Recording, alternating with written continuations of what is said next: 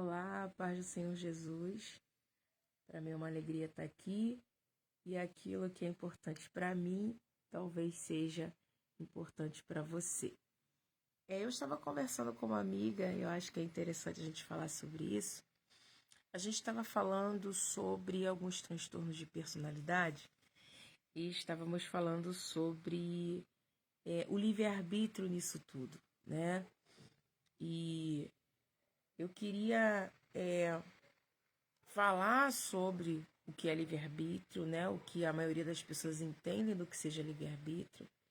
O que é a liberdade, né? O livre-arbítrio, a liberdade de escolha ou a liberdade de julgamento ou de análise. E se de fato o livre-arbítrio existe, né, dentro de uma perspectiva psicológica, dentro da terapia comportamental, que é o que eu gosto, e como livre-arbítrio tem a ver com culpa e como você não consegue se livrar da culpa que você lança sobre a sua vida e sobre a vida das pessoas à sua volta por não entender o que de fato é o livre-arbítrio. Bom, o livre-arbítrio, o que eu aprendi, né, quando eu era criança, na escola bíblica dominical, né, é que o livre-arbítrio é a sua capacidade plena de escolher, né? Então, tudo que você faz, você escolhe fazer. Como se o mundo fosse totalmente claro, transparente, aberto, e você optasse por fazer o mal, né? Era esse a ideia por trás, né? O homem, ele tem toda a clareza, ele é uma pessoa totalmente livre, totalmente munida de todo o instrumento de análise, ele sabe exatamente tudo o que está acontecendo e ainda assim ele escolhe fazer, ele escolhe ser o mal. E parece muito pesado isso que eu estou falando, mas quando você vai tratar de crianças que foram abusadas, seja um abuso sexual, físico ou psicológico, você percebe que ecoa essa filosofia do livre-arbítrio. Ah, eu fui abusada, por que eu não reagi? Por que eu não me defendi? Por que eu não falei para minha mãe, para minha professora, né?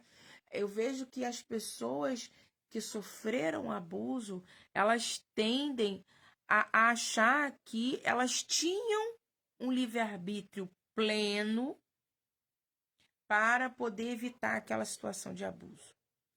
E isso não é verdade. Isso não é realidade. Tá? Então, dentro desse exemplo, o livre-arbítrio pleno não existe. Ah, mas irmã Larusca, a Bíblia diz que conhecereis a verdade e a verdade vos libertará. Exatamente. Olha o que Jesus fala para mim e para você. Se você conhecer a verdade, você será livre. Então, o livre-arbítrio, ele só é pleno quando existe conhecimento. Se não existir conhecimento, não existe livre-arbítrio. Todas as vezes que os meus pacientes falam assim, eu fiz porque eu quis, eu fiz porque eu fui culpado. E quando eu analiso o contexto, eu falo assim, quem em sã consciência, a não ser aí né, os naturoides de plantão, mas quem em sã consciência escolhe chupar um limão a comer uma barra de chocolate? Quem em sã consciência escolhe chupar um limão do que comer um bolo de chocolate? Por que a gente escolhe o que é mal pra gente? Por ignorância. Então, só existe livre-arbítrio se tiver conhecimento. Na ignorância, não existe livre-arbítrio, existe comportamento automático. Vou dar um exemplo. Se uma criança ela é criada em um ambiente mentiroso, onde todo mundo tem o hábito de mentir, até essa criança entender o que é verdade, ela também vai viver num comportamento automático da mentira, porque ela aprendeu dessa forma. E aí a minha pergunta é: essa criança, ela tem livre-arbítrio? Eu sei que isso é muito complicado que eu estou falando, mas só existe livre-arbítrio quando tem conhecimento. Olha o que Deus fala pra gente. Deus fala o seguinte: eu não levo em conta o tempo da ignorância. Por que Deus não leva em conta o tempo da ignorância? Porque aquilo que eu não conheço, eu não gerencio. É por isso que a terapia é importante. É por isso que o autoconhecimento é importante.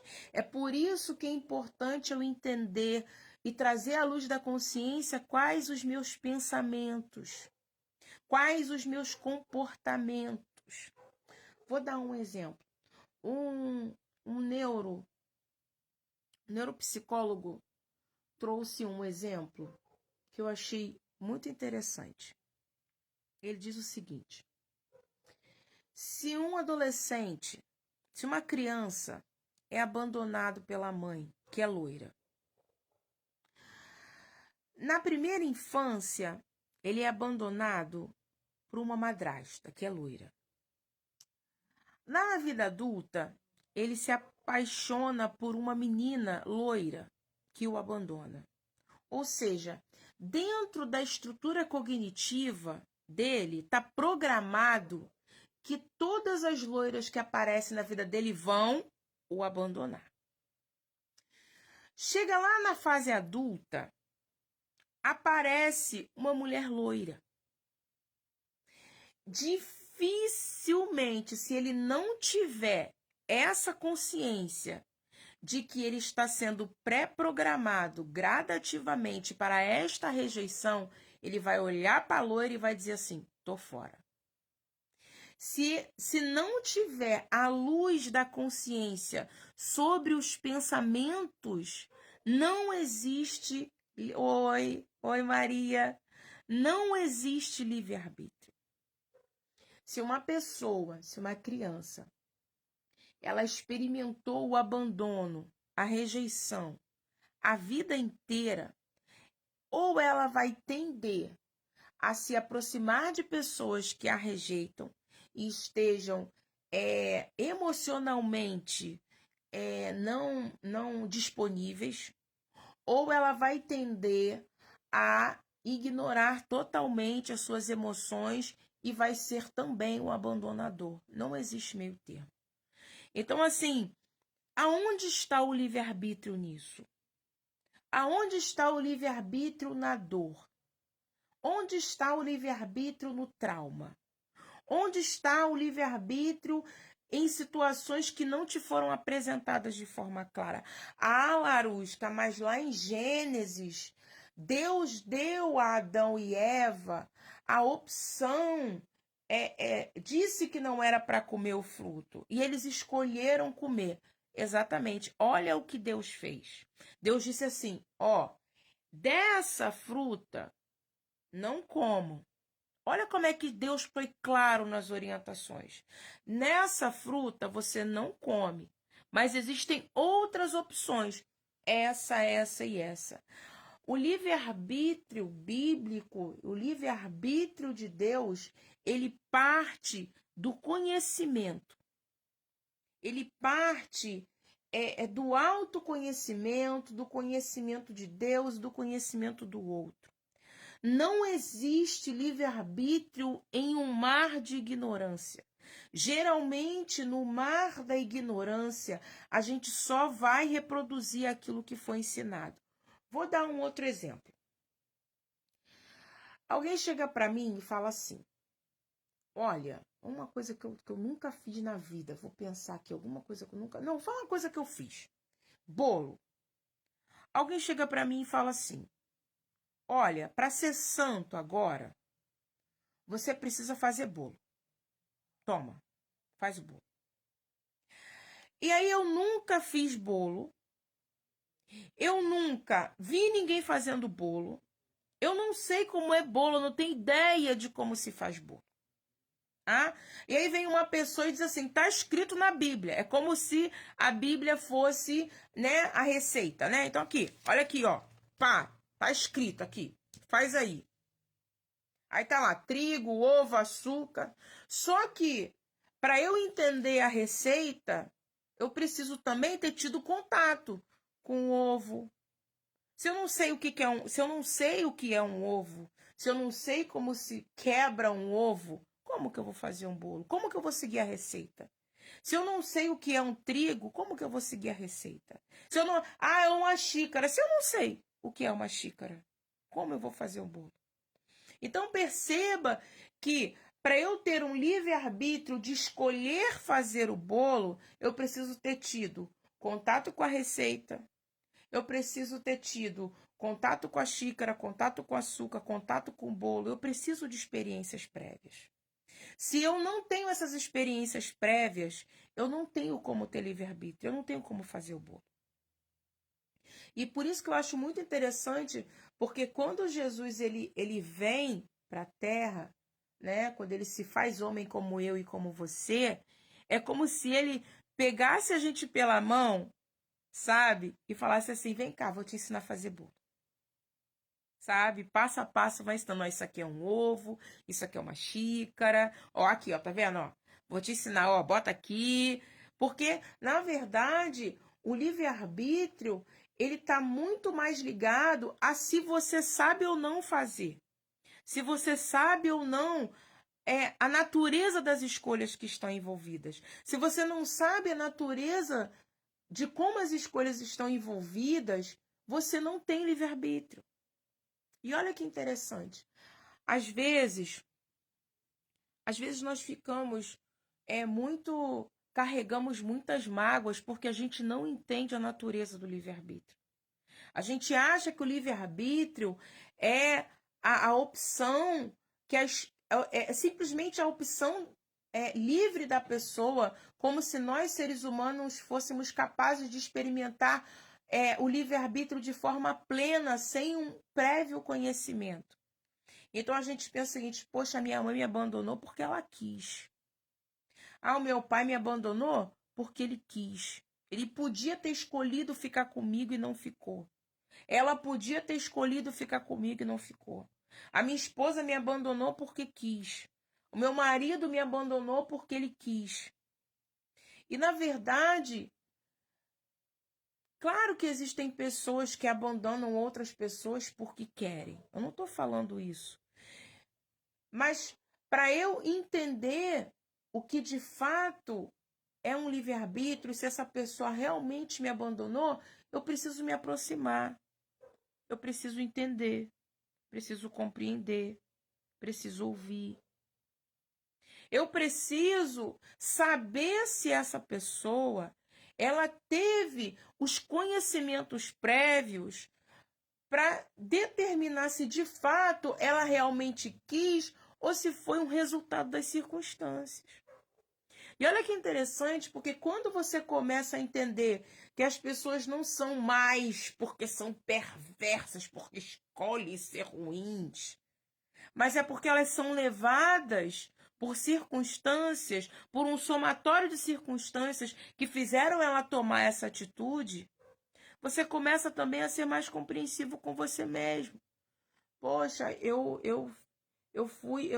sou um pai e eu nesse momento eu não estou conseguindo ver o meu filho, eu me puno, eu me castigo, eu acho que eu não consigo ir e tal. Mas espera aí, quais as circunstâncias?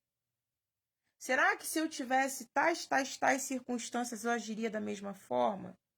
Quais circunstâncias? Engraçado que enquanto a gente fica se culpando, enquanto a gente fica se martirizando, enquanto a gente acha que a gente tem livre-arbítrio pleno quando não tem, a gente não consegue sair do lugar, sabe? Do mal, do perverso ou da vítima, sabe?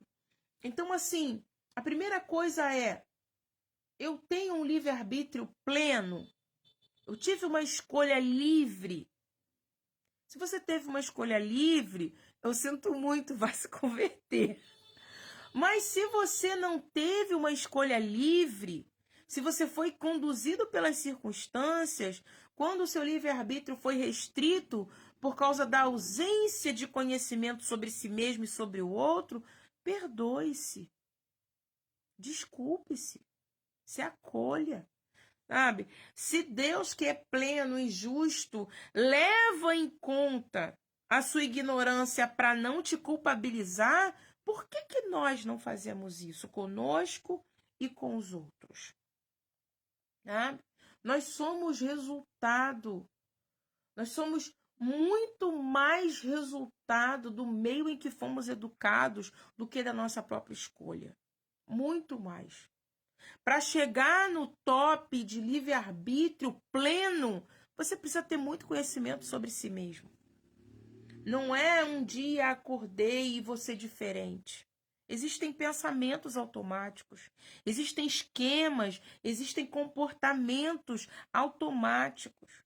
Quantas vezes eu tenho certeza, eu e você, poxa, mas por que eu fiz isso? Caramba, por que eu reajo assim? Poxa, igual a mulher contra a balança. Por que eu comi tanto? É o comportamento automático. Poxa, por que eu me irritei tanto? Comportamento automático, dor. Por que eu fugi? Por que eu sou tão covarde? Por que eu tenho medo? Por que eu fujo das situações de conflito? Se você foi uma criança que viveu em um ambiente onde todo mundo gritava, se agredia, provavelmente você vai ser um adulto que vai evitar muito conflitos e confusões. E você pergunta, por que eu não me defendo? Por que eu não ajo corretamente? Por que eu não sou assertivo? São os comportamentos automáticos que foram produzidos em você. Então se ame, se respeite. Se você sofreu abuso, sabe? Entende que você tinha esquemas de criança. Entende que você tinha força de criança. Entenda que você tinha entendimento de criança. Não dá para ter atitudes adultas quando você tem um estado infantil. Ah, mas quando eu era moleque eu podia ter estudado mais. Poxa, quando eu era moça eu podia ter evitado essa gravidez. Ah, porque quando eu era jovem eu não era para ter casado. Ah, porque eu não era para ter feito. Você fez, você tomou a melhor decisão que as circunstâncias e o seu entendimento e a sua maturidade te propuseram. Lembra que eu falei com vocês sobre a questão do limão e do bolo de chocolate? Antes, para eu poder fazer uma escolha, se a minha família só chupa limão e nunca me apresentou bolo de chocolate, o que eu vou escolher? Limão. Se o meu meio só come bolo de chocolate e eu nunca experimentei limão na minha vida, quando eu for me colocar das duas opções, eu vou escolher o quê? Bolo de chocolate. Você só tem livre-arbítrio quando você tem conhecimento pleno sobre as opções que te são apresentadas. Até lá, você é só vítima do próprio comportamento reproduzido no ser humano. Somos resultado do meio. E até que você entenda, se autoconheça, se autocompreenda, se perdoe, entenda que você fez o melhor com o que você pôde, com o que você tinha, você vai continuar reproduzindo os comportamentos.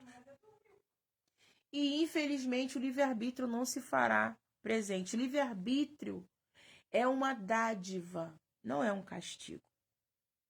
Te ensinaram que era um castigo. Te ensinaram que era algo ruim e perverso, mas não é. O livre-arbítrio é a bênção que Deus deu aos seres humanos mediante o conhecimento da verdade. Lá no Éden, Deus mostrou as opções de fruta para que o homem escolhesse. Hoje, o Senhor nos dá a opção de conhecer a verdade. A verdade sobre nós mesmos, a verdade sobre o outro, para que eu possa escolher a melhor opção. A maior dádiva de Deus, a maior prova de que Deus nos ama infinitamente é porque Ele respeita as nossas escolhas. Ele nos deu a capacidade de escolher diante de situações que sejam claras e verdadeiras diante de nós. Olha que interessante. Jesus fala: eu estou à porta e bato. Aquele que escolher abrir a porta, eu cearei com ele e ele comigo. Então perceba que antes de eu escolher abrir ou não a porta, eu preciso que tenha alguém que bata. Antes de eu escolher a opção certa ou errada, eu preciso que alguém me apresente a verdade. Antes de eu ser livre, a liberdade está intimamente condicionada à verdade. Conhecereis a verdade. Só depois que a gente conhece a verdade, a gente é livre para decidir. Se perdoe, se ame. Se Jesus, se Deus perdoou o tempo da ignorância, porque entendeu que no meio da ignorância não há escolha, não há livre-arbítrio, por que você não se perdoa também? Não foi culpa sua o abandono. Não foi culpa sua o divórcio. Não foi culpa sua o rompimento daquela amizade. Não foi culpa sua as pessoas maltratarem você. Também, de certa forma, dependendo do seu nível de conhecimento, também não foi culpa sua você não ter conseguido se defender daquela situação de abuso. Não foi culpa sua. Entenda que foi culpa da ignorância. E o que você pode fazer numa guerra contra a ignorância é buscar a verdade. A verdade sobre o que é Jesus, a verdade sobre o que é Deus, a verdade sobre o que são as pessoas e a verdade sobre o que é você. Tem um versículo que eu acho muito legal em Provérbios, no capítulo 16, versículo 9, que diz assim: o coração do homem, e o coração do homem é enganoso, tá? O coração do homem considera o caminho, mas é o Senhor que dirige os passos. Como é que o Senhor dirige os seus passos? Porque se eu analisar o caminho de acordo com o meu coração, que é enganoso e sem conhecimento, eu não vou fazer uma escolha legal.